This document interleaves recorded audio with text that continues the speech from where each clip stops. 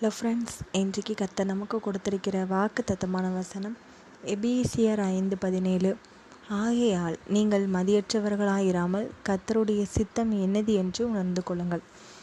Friends, நம்ம இப்போ இந்த வசனத்தின் மூலமாக ஒரு கதை கிட்ட தியானிக்கலாமா? சுஷீலா எப்போதுமே தான் சொல்கிறத எல்லாரும் கேட்கணும் அப்படின்னு யோசிக்கிற ஒரு பழக்கம் கொண்டவங்க. அவங்க சிறு வயதிலிருந்து தன்னுடைய அம்மா அப்பா எல்லாரையும் தான் கண்ட்ரோலில் வச்சுருப்பாங்க. இப்படி இருக்கும்போது கர்த்தரையும் நம்ம கண்ட்ரோலில் தான் வச்சுருக்கணும். அவர் ஏன் விருப்பப்படி தான் எல்லாவற்றையும் செய்யணும்னு யோசிக்க ஆரம்பித்தாங்க ஒரு கட்டத்துக்கு மேலே. இப்படி போக போக ஒவ்வொருத்தருங்க மேலேயும் அவங்களுடைய விருப்பத்தை திணிக்க ஆரம்பித்தாங்க. தன்னுடைய பையன்கிட்ட இப்படி சொன்னாங்க, இங்கே பாரு, நான் உன்னைய பெரிய டாக்டராக ஆக்கணும்னு எனக்கு ரொம்ப ஆசை. நீ கண்டிப்பாக டாக்டராக தான் ஆகணும். அதுக்காக நான் இப்போதுலேருந்தே மெடிக்கல் சீட்டுக்காக நான் உனக்கு இடம் வாங்கிறதுக்காக நிறைய பிரயாசப்படுறேன் தெரியுமா அப்படின்னு சொன்னதும் அவங்க பையன் சொன்னான், இங்கே பாருங்கம்மா, நான் பெரிய டாக்டர் ஆகணும்னு நீங்கள் ஆசைப்படலாம்.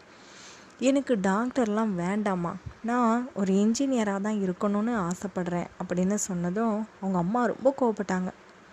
இங்கே பாருடா, நான் என்ன சொல்கிறேனோ அதைத்தான் நீ செய்யணும்னு ஆணித்தரமாக அந்த பையன்கிட்ட தன்னுடைய விருப்பத்தை புகுத்துனாங்க. அந்த பையனுக்கு ரொம்ப கஷ்டமாக இருந்துச்சு. தன்னுடைய அப்பா கிட்ட சொல்லி பார்த்தான். அவங்க அப்பா சொன்னாங்க, உங்கள் அம்மாவை பற்றி உனக்கு தெரியாதாப்பா, இத்தனை ஆண்டுகளாக உங்கள் அம்மாவை நான் பார்க்குறேன். எப்போதுமே அவளுடைய விருப்பத்தை தான் செய்யணும்னு எதிர்பார்க்குறா. அப்படி தான் இவ்வளோ நாளும் நடந்துட்டு இருந்துச்சு. நீ பேசாமல் டாக்டருக்கே படிக்க ஆரம்பி, நல்லா படி அப்படின்னு சொன்னாங்க. அப்போது இந்த பையன் யோசிக்க ஆரம்பித்தான். அப்போது நிறைய மார்க் எடுத்தால் தானே டாக்டர் சீட்டு வரும். குறைவான மார்க்கு எனக்கு ஏற்றார் போல் நான் எடுத்துக்கிட்டேன்னா நான் இன்ஜினியரிங் சீட்டுக்கு போயிடுவேன்ல அப்படின்னு யோசிக்க ஆரம்பித்தான். அதே மாதிரி கொஞ்சம் குறைவாகவே படித்தான். ஆனால் அங்கே கேள்வி கேட்ட எல்லா பதிலுக்கும் அவனுக்கு விடை தெரிஞ்சிச்சு. பாதி கேள்விகளுக்கு அவன் பதில் எழுதவே இல்லை. எல்லாத்துலேயும் பாதி விட்டு விட்டு வச்சுருந்தான்.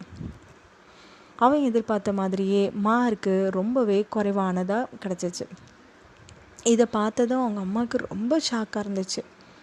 டேய், என்னடா இவ்வளோ மார்க்கு தான் வாங்கியிருக்க, எப்படிடா நமக்கு டாக்டரில் அந்த இடம் சீட்டு கிடைக்கும், உனக்கு எப்படி கிடைக்க போகுது அப்படின்னு சொல்லி உட்காந்து அழ ஆரம்பித்தாங்க. அப்போ மெதுவாக அந்த பையன் வந்து சொன்னான், சரிம்மா, உங்களுக்கு டாக்டருக்கான கனவு, சரி என் மார்க்கு தான் கம்மியாக இருக்கலாமா, நான் இன்ஜினியரிங்க்கு போகிறதுக்கு இந்த மார்க் எனக்கு தகுதியாக இருக்கும், இது எனக்கு போதுமா, நீங்கள் ஏன் இன்ஜினியரிங்க்கு சீட்டு வாங்கக்கூடாதுன்னு சொன்னதும் அவங்க அம்மா ரொம்ப கோவப்பட்டு அவன் மேலே எதையாவது எடுத்து வீசி கொண்டுடலாம் போலன்னு அவ்வளோ பெரிய ஆங்காரம் வர ஆரம்பிச்சிச்சு. அப்போ அவங்க அப்பா சொன்னாங்க, இங்கே பாரு சுசீலா, எல்லாத்தையும் உன் விருப்பத்தின்படியே தான் இவ்வளோ நாள் நடந்துச்சு. இப்போ பாரு, அவனுக்கு மார்க் இல்லை, ஒருவேளை கர்த்தருடைய சித்தம் இல்லைன்னு எடுத்துக்கலாம்ல அப்படின்னு சொன்னதும் சுசீலா கூட கொஞ்சம் கோவப்பட்டாங்க. கர்த்தர் இது நாள் வரைக்கும் நான் என்ன நினச்சனோ அது மாதிரி தான் நடத்திட்டு இருந்தார், இது மட்டும் என்ன வித்தியாசமாக நடக்குதுன்னு சொல்லி அழுதாங்க. திரும்ப அவளுடைய கணவர் சொன்னாங்க, நம்மளை உண்டாக்கினவருடைய சித்தம் என்னன்னு அறியாமல் இந்த மாதிரி பேசக்கூடாது. அவருடைய சித்தத்தை அறிஞ்சு அதுக்கு ஏற்க வாழ்கிறவன் தான் ஞானம் உள்ளவன். நீ இப்போ ஞானம் இல்லாமல் நடந்துக்கிடுற. கர்த்தர் என்ன சொல்கிறாரோ அதன்படி செய். இப்போ பையனுக்கு மார்க்கு கம்மியாக இருக்குது, அதுக்கு அவன் என்ன படித்தா நல்லபடி இருக்கலாம், அவனுக்கு பிடிச்ச மாதிரி படிக்க விடு. சும்மா உன் விருப்பத்தை எல்லார் மேலேயும் புகுத்தணும்னு நினைக்காது. கொஞ்சம் ஞானவானா மாற ஆரம்பி.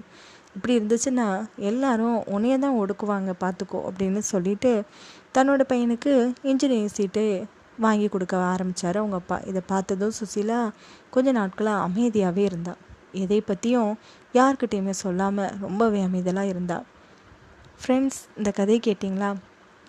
இதே மாதிரி நம்மளுடைய வாழ்க்கையில் நாம் எதையாவது நினச்சிக்கிட்டு இப்படி தான் இருக்கணும், இப்படி தான் நம்ம வாழணும்னு நினச்சோம்னா கண்டிப்பாக அது ஒரு பெரிய முட்டாள்தனம் தான். இயேசு கிறிஸ்து நமக்கான ஒரு சித்தம் வச்சுருப்பார். அந்த சித்தத்தை நம்ம உணர்ந்து அதன்படி நம்ம வாழ ஒப்பு கொடுத்துட்டோன்னா நாம் ஞானவானாக ஆயிடுவோம். எங்கே போனாலும் நம்மளுடைய பார்க்கும்போது எல்லாரும் புத்திசாலிகள்னு சொல்கிற அளவுக்கு நம்மளுடைய வாழ்க்கை அமையும். கர்த்தர் உங்களை ஆசீர்வதிப்பாராக. ஆமென்.